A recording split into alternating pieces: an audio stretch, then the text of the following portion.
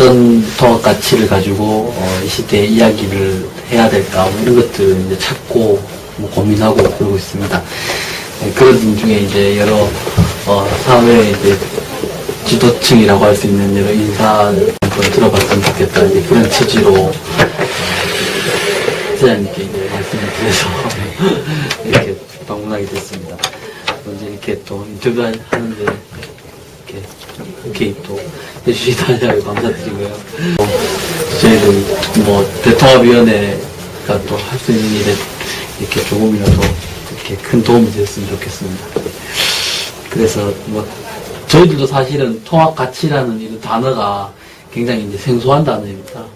가치가 뭘까라고 저희들이 스스로 이제 위원회가 생긴 지 한 6개월 정도 지나고 그러면서 저희들 내부적으로도 이제 고민도 하고 그러던 중에 지난해 이제 뭐 여러 번 토론회도 거치고 또 뭐 여러 또 뭐 글을 쓰신 분들이나 또 사회통합이나 국민통합에서 늘 관심 있던 분들의 어떤 기고라든지 글도 이렇게 읽으면서 이제 생각해 봤을 때, 우리 사회를 이렇게 통합해낼 수 있는 어떤 기제라든지 또 이 사회를 이끌어 나갈 수 있는 어떤 가치가, 통합 가치가 아니겠는가. 저희들은 나름대로 이제 그렇게 생각을 한번 해봤습니다.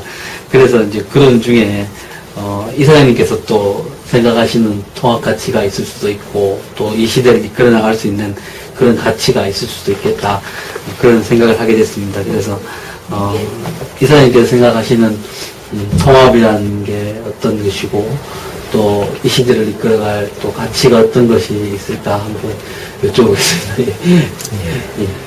그러게 뭐 원칙으로는 모든 고등 가치는 다 통합 가치라 그렇게 말할 수 있죠. 모든 사람이 다 그건 동의해야 되고 또 동의할 가능성이 많고 동의하면은 통합이 이루어지니까 모든 고급 가치는 통합 가치라 이렇게 말할 수 있는데 어떤 고급 가치는 이제 강조의 차이가 생기는 게 있어요. 예를 들어서 자유, 정의, 뭐 평등 이렇게 했을 때 우리 사회 어떤 사람은 자유보다는 평등이 더 중요하다. 또 어떤 사람은 자유가 더 중요하다. 이렇게 돼버리니까 이게 통합으로서는 효과가 좀 반감이 될 수 있습니다. 그 자체가 나쁜 건 아니면서도 우리 사회에서 그런 걸 평등을 강조를 해버리면은 이 통합에 좀 저해가 될 수도 있고 또 자유를 너무 강조해버리면 그럴 수도 있고 그러나 이제 어떤 거는 뭐 우리 국민 모두가 다 그건 어쩔 수 없이 동의하고 또 동의해야 되는 게 있을 거라고요.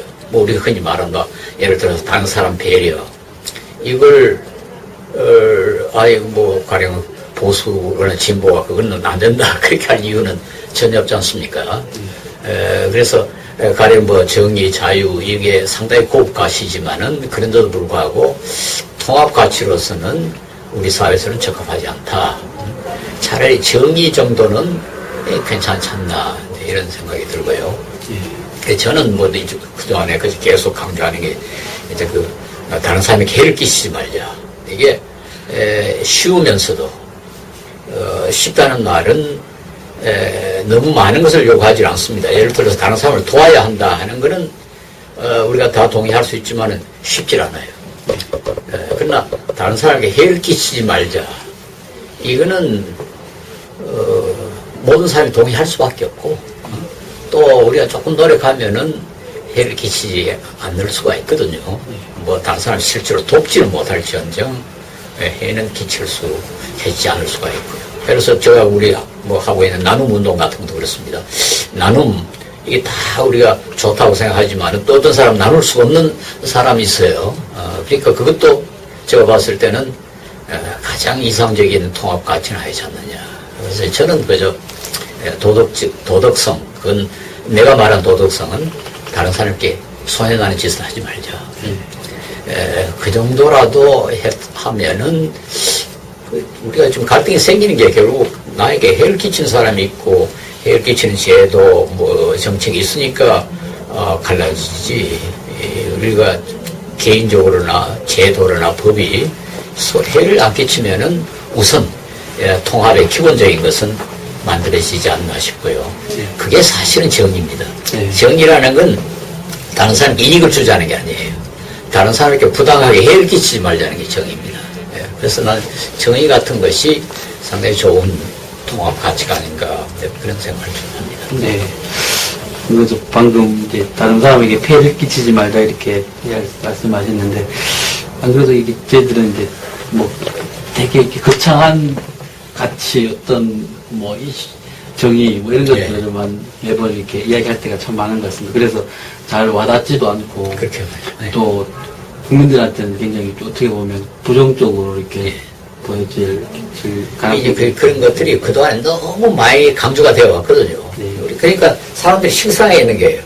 뭐 늘 하던 소리 또 하나 이렇게 돼버리니까 그리고 여기까지 뭐 떠들어봐야 아무도 안 됐지 않느냐. 그러니까 그런 이야기는 강조해봐야 아무 효과가 없는 겁니다. 그래서 저는 요즘 이제 뭐 그렇게 거창하게 하지 말고 다른 사람에게 해나 끼치지 말자. 아주 신구부터 지금 강조를 하려고 하고 있습니다. 네. 안 그래도 저희들 이제 통합이라는 단어를 자꾸 이렇게 저희들 쓰다가 보니까요. 특히 이제 젊은 세대나 젊은 층들이 굉장히 이제 부정적인 막 단어로 받아들이더라고요. 그래서 어떻게 하면 이게 좀 젊은 층이나 이게 모든 새로운 세대, 젊은 세대들에게 좀 가까이 다가갈 수 있을까 뭐 이런 고민들도 좀 하게 됐습니다. 그래서 그런 부분에 대해서는 뭐 이사님 어떻게? 그게 이제 그동안에 우리가 하여튼 우리 해방될 때부터 우리는 뭉치면 살고 헤어지면 죽는다 이제 그런 소리 우리 초등학교 때부터 국민학교부터 들었거든요. 그러니까 그동안에 계속 이제 통합, 합통, 통일, 단합, 단결을 강조를 해니까 그것도 이제 일종의 식상, 식상의 그 효과를 가져와 버렸는데 그래서 저는 너무 무슨 적극적으로 뭐를 좀 하나가 되자 그거 좋긴 하지만은 적어도 갈라지지 말자. 좀 소극적으로 좀 접근을 하자는 거죠. 그게 이제 아까 내가 말한 것처럼 갈라지는 이유가 이제 해를 끼치니까 갈라지는 거지. 서로에게 해를만 안 끼치면 적어도 갈라지지는 않지 않느냐. 거기서부터 좀 접근을 하자. 물론 우리가 통합하면 엄청나게 이익을 본다는 건 사실 뻔한 건데 뻔한데도 사람들이 자기 이익 때문에 사실 다른 사람에게 해를 끼치는 거지. 괜히 그 해를 끼치는 거 아니거든요. 그러니까 자기 이익이 너무 강하기 때문에 이런 문제가 생깁니다. 우리가 전반적으로 보면 말이죠. 이게 조금 추상적일 수 있지만 내가 분석한 우리 한국인의 심성은 엄청난 경쟁심입니다. 이게 이제 저는 물론 철학하고 이제 종교 관계라는 사람이니까 좀 추상적으로 이야기하는지 모르지만 우리 한국인의 세계관이 아주 차세 중심적이에요. 그 말이 무슨 말인가? 내세도 인정하지 않고 초월도 인정하지 않아요. 신도 없고 내세도 없어요. 그게 아주 우리 한국인의 종교적 심성, 말은 샤머니즘이나 유교가 아주 강하게 나타나는 현실이 그겁니다. 내세가 없어요. 죽은 뒤에 좋은 데 간다. 전혀 그런 게 없어요. 그 다음에 신도 없어요. 이 세상이 전부예요. 이 세상에서 삶의 모든 의미를 다 충족을 시켜야 되니까 경쟁을 하는 거예요. 또 더군다나 이 세상에서 가장 의미 있는 일이 뭔가 하니까 입신양명이에요. 출세해서 이름을 날리는 거예요. 출세해서 이름을 날려면 1등을 해야 돼. 이 1등을 하기 위해서 엄청나게 경쟁을 합니다. 내가 초등학교 학생을 둔 부모들에게 좀 짓궂은 질문을 하거든요. 당신 아이가 학교에서 75점을 평균을 받아가지고 왔는데 1등이었다. 그게 더 기분 좋으냐? 95점을 받았는데 3등을 해왔다. 그게 더 기분 좋으냐? 뭐라고 대답할 것 같아요? 거의 대부분이 75점을 받아도 1등 하는 게 좋다고 그럽니다. 가만히 따져보면 얼마나 비합리적이에요. 학교에 공부하러 간 거지 1등하러 간 게 아닌데 75점 공부 못해도 괜찮대 1등만 하면 된다 이거거든요. 이게 아마 전 세계에서 이런 나라는 한국, 중국 정도일 겁니다. 이렇게 하니까 경쟁을 할 수밖에 없어. 서로 1등을 하려고 경쟁을 하죠. 경쟁심이 엄청나게 강합니다. 경쟁심이 강하기 때문에 우리가 부지런하고 그 때문에 이렇게 열심히 일해가지고 이만큼 경제 발전, 뭐 문화 발전, 모든 분야의 발전을 빨리 일으켰는데 엄청나게 불행하게 됐거든요. 소위 상대적 박탈감 때문에 과거는 때보다 더 잘 사는데도 불구하고 과거에 때보다 더 지금 불행하거든요. 그게 왜 그러냐.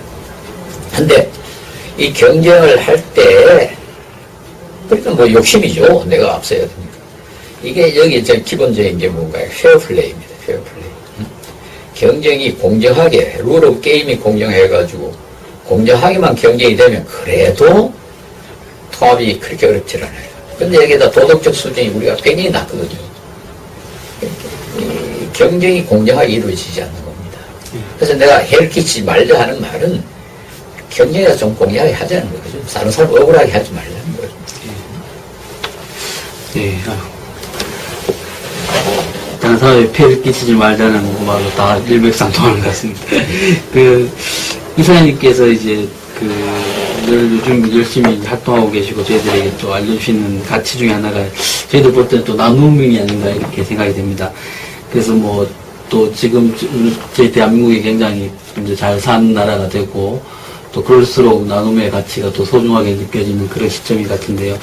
이사장님께서 이제 나눔 국민운동본부를 이제 설립하시게 된 그런 계기나 또 나눔에 이렇게 적극적으로 이렇게 운동을 전개하신 그런 또 이유가 있다면 어떤 게 있을지 좀 궁금합니다. 예, 저는 나름 이 국민운동본부 일을 하기 전에 1984년에 사실은 유산 남기지 않기 운동을 시작을 했습니다. 예. 그래서 뭐, 그걸 시작한 사람들은 내 강이기 때문에 자기들이 이걸 운동을 시작했다. 그렇게 주장을 해요. 어쨌든 뭐, 나도 거기에 이제 참여를 해가지고. 그러니까 상당히 오래됐죠. 지금 약 근천 명의 회원들을 우리가 가지고 있습니다. 그건 상당히 라디컬합니다. 유산의 70%를 사용을 하자 하는 거니까, 우리 지금 하고 있는 유산 기부보다 훨씬 더 요구가 많죠.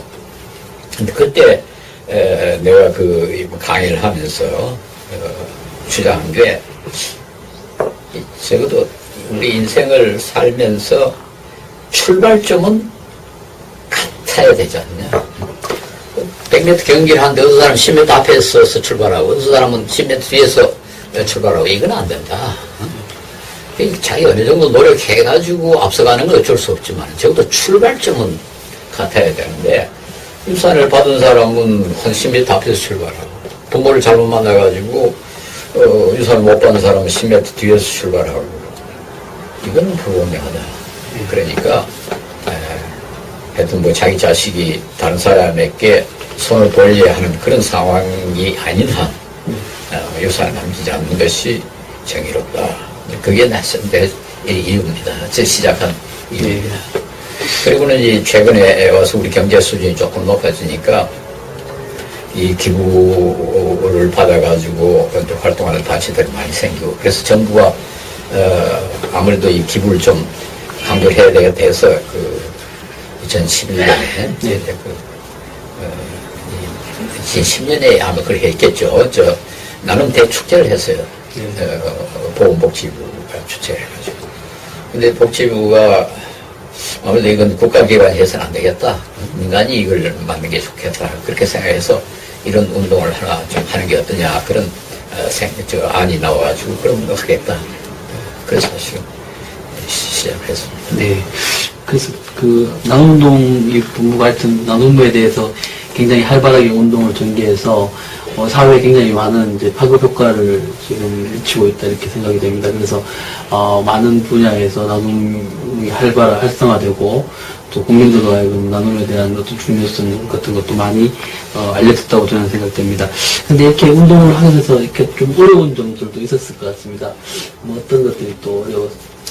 그리고 뭐 어떤 점에서는 우리가 참 시를 잘 택했다 뭐 그런 생각도 합니다. 그게 무슨 말인가 하니까 좀 이 경제적인 수준이 높아가니까 돈을 좀 벌어본 사람이 돈 벌면 행복할 줄 알았는데 돈이 있어보니까 그렇게 행복하지 않다 하는 것을 느끼기 시작할 때쯤 됐어요. 그런데 마침 우리가 이제 나눔을 강조하고 하니까 호응이 막 생겨난 거죠. 그런 점에서 참 감사한데 뭐 아주 실제적인 어려움이라는 건 사실은 그렇습니다. 우리 이 기관 자체 운영이 이게 어려워요. 우리는 기부를 받지 않거든요. 기부를 받지 않으니까 우리는 그래야 또 우리가 떳떳하게 기부 많이 하십시오 이제 강조를 할 수가 있게 되는데 근데 이게 정부 예산에도 들어가 있질 않고 하는 소리죠. 우리 이제 그 회원단체 회비를 내가지고 운영을 해야 되는데 또 회원단체들이라는 게 모두 기부받는 단체들이거든요. 그러니까 그만큼 회비를 낼 수가 없고 그래가지고 우리가 공개는 못하지만 이제 우리끼리 앓고 앉았는 게 우리 활동을 해야 되는데 또 그간 활동을 열심히 해가지고 상당히 성과도 거뒀는데 우리 운영이 항상 이제 이게 좀 어려움을 뭐 이건 제가 시민운동 할 때도 마찬가지였습니다. 시민운동을 내가 뭐 몇 년 동안 아주 열심히 했지만 엄청난 시간도 바쳐야 되지만 돈도 바쳐야 돼요. 우리 국민들이 시민운동 참 잘한다 해놓고는 회비를 안 내준다고요. 그래서 정부 돈 내놔라. 그러면 그건 시민운동이 안 되거든요. 그러니까 하는 수 없이 시민운동 하는 사람들이 자기 시간 바치고 자기 돈 쓰고 이래야 되는 상황. 내가 그래서 그때도 시민운동이 제일 어려운 점이 뭡니까? 누가 질문할까? 내가 돈입니다. 그런 소리를 했는데요. 이게 실제적인 어려움이고, 그 외에는 우리가 주장하는 것에 대해서 비판을 하거나 반대하는 사람 아무도 없어요. 그런 점에서는 아주 수월하게 일을 잘합니다. 방금 이사님께서 통합 가치에 대해서도 잘 저희들한테 말씀을 해주셨고, 또 나눔의 가치에 대해서도 좀 잘 말씀해 주셨는데, 이제 정부가 새롭게 이렇게 창출될 때마다 이제 사회를 통합하는 사회통합위원회, 과거에는 제2공국위원회 등등이 이제 이런 역할들을 쭉 해왔습니다. 그래서 현 정부의 이제 국민 대통합위원회가 이렇게 만들어지고 통합에 대한 여러 가지 논의들을 지금 전개하고 있는데, 혹시 저희들이 이제 대통합위원회에 조금 이렇게 바라시는 점이나 또 어떻게 했으면 좋겠다라는 조언 있으시면 한 말씀 해주시면 감사하겠습니다. 우리 사회의 통합을 깨는 게 뭐냐 하는 걸 우리가 알면은 그 다음에 어떻게 하면 이게 이제 통합이 되겠는가 쪽으로 가겠죠. 근데 가령 이념적으로 지금 갈라져 있는 거, 이건 통합위원회가 그렇게 쉽게 해결할 수 있는 문제가 아닙니다. 그러나 아주 기본적인 건, 특별히 우리 정부가 해야 할 일은 뭡니까? 룰을 공정하게 만들고, 그건 물론 국회가 해야 되겠죠. 그러나 이제 정부도 상당히 그게 룰이 어떻게 하면은 공정하게 될까. 그 다음에 그보다 더 중요한 것이 룰을 어떻게 공정하게 적용을 할까. 여기에 이제 온갖 부패가 생겨요. 이 룰이 공정하게 안 되면 이제 부패가 생기는 거예요. 부패라는 게 다른 게 아닙니다. 가령 뇌물이 부패 전형인데 어떤 사람이 뇌물이 돼서 이건 가난한 자의 돈이 부자에게 직행하는 거라고 그렇게 정의를 했어요. 뇌물을. 그게 항상 해보세요. 가난한 자의 돈이 부자에게 간다. 이게 얼마나 정의에 어긋난 겁니까? 그러니까 정부가 제일 힘써야 할 건, 나는 적어도 이 정부나 어느 정부나 룰이 공정하게 적용이 돼야 된다. 그 다음에 이제 세 번째로 이제 이 룰에 대한 이 판단이랄까요? 신상필벌이죠. 정의롭게 행동한 사람은 상을 받고, 정의를 어긴 사람은 벌을 공정하게 받도록 하는 거예요. 그러니까 이제 그건 사법부예요. 그러니까 입법부가 공정한 룰을 만들고, 행정부가 룰을 공정하게 적용하고, 사법부가 거기에 공정하게 재판을 하고. 제가 이 공정성만 확보되면은 저는 사회 통합은 그렇게 어렵지 않다고 생각합니다. 지금 이념적으로 저를 떠들어 봐야 뭐 한참 떨다가 또 들어갈 수밖에 없고, 저는 사실 이념에 대해서는 전혀 걱정을 별로 안 해요. 제일 걱정하고 있는 게 지금 빈부격차. 빈부격차가 이제 어떤 사람이 아니 나는 뭐 일을 열심히 안 했으니까 뭐 하는 수 없다 이렇게 인정하는 정도면 괜찮아요. 근데 나는 열심히 일했는데도 못 산다. 이런 생각을 하게 되면은 그때부터 이제 그 통합이 깨진다. 그래서 나는 그것에 가장 강조를 둬야 되지 않나. 나는 대통령께도 요구하고 싶은 게 그래요. 하여튼 부패는 절대로 안 된다. 뭐 일까지도 그때 뭐 부패는 많이 줄어지긴 했지만은 그러나 좀 세계 평가는 안 그렇습니다. 우리가 좀 지난해보다 더 또 미끄러졌어요. 우리 한때 국제 투명성 기구에 38위까지 참 올라간 일 있죠. 지금 46위입니다. 그러니까 다른 나라가 봤을 때 우리나라는 상당히 부패한 나라가 되어 있어요. 지금 뭐 대만보다도 홍콩, 일본 싱가포르는 말할 것 없고 상당히 부패한 나라로 되어 있는데 저같은 날 이 정부가 역사에 부패를 획기적으로 줄였다. 그런 기록만 남겨도 그냥 대단한 성공이라고 생각합니다. 나는 경제가 그렇게 많이 흥황하고 일반 시민들은 그렇게 좋아하겠지만 그러나 오늘 아침에도 신문에 보니까 미국이 한 해 동안에 경제 성장이 2.3%인데 1%, 상위 1%는 11% 성장했고 나머지 99%는 0.2%인가 뭐 성장했다고 그래요. 지금 그런 상황이에요. 전 세계가 지금 그렇게 가고 있어요. 근데 우리나라도 지금 그렇습니다. 저희 비싼 호텔에 가보세요. 사람 와보러 가랍니다. 그 비싼 이 식당에 가면요. 줄 서야 돼요. 그렇게 잘 사는 사람이 많아요. 근데 또 못 사는 사람은 형편없거든요. 근데 이게 이런 상황이 계속되면은 통합이 그렇게 쉽지 않습니다. 그래서 나는 제 사람들이 아니 뭐 내가 고생하는 건 내가 잘못한 거니까 어쩔 수 없다 이렇게 인정할 정도로 부패가 없어야 되고 룰이 공정하게 적용돼야 되잖아. 그래서 사회통합위원회 늘 하고 싶은 게 그거예요. 뭐 다른 거 다 하지 말고 하여튼 부패만 좀 줄이는. 그래서 난 대통령도 인사도 말이죠. 인사도 이 사람들이 봤을 때 그럴 만하다. 그 사람은 그 자리에 앉을 만하다. 이렇게 인정할 수 있을 정도의 인사를 해야 됩니다. 이상하다. 뭐 자기 편 들어줬으니까 저 자리에 앉히는구나. 이런 소리 들으면 안 돼요. 그 사람 도와줘도 누가 봐도 저 사람은 물론 도와주긴 줬지만 그만한 능력이 있다. 이런 사람 딱딱 앉혀야 사람들이 이거 좀 공평하다. 그럴 텐데 의외다. 저 사람이 어떻게 저기 가나. 이런 소리 들으면 대통령의 그 권위가 굉장히 마이너스가 돼요. 그리고 대통령의 권위가 그 자체도 중요하지만 그게 결국 우리 국가의 권위거든요. 대통령의 권위가 써야 국가의 질서가 서니까요. 그쪽으로 좀 강조를 해줬으면 싶어요. 아이고, 바쁘신데 시간 내주셔서 좋은 말씀 많이 해주셔서 감사드립니다.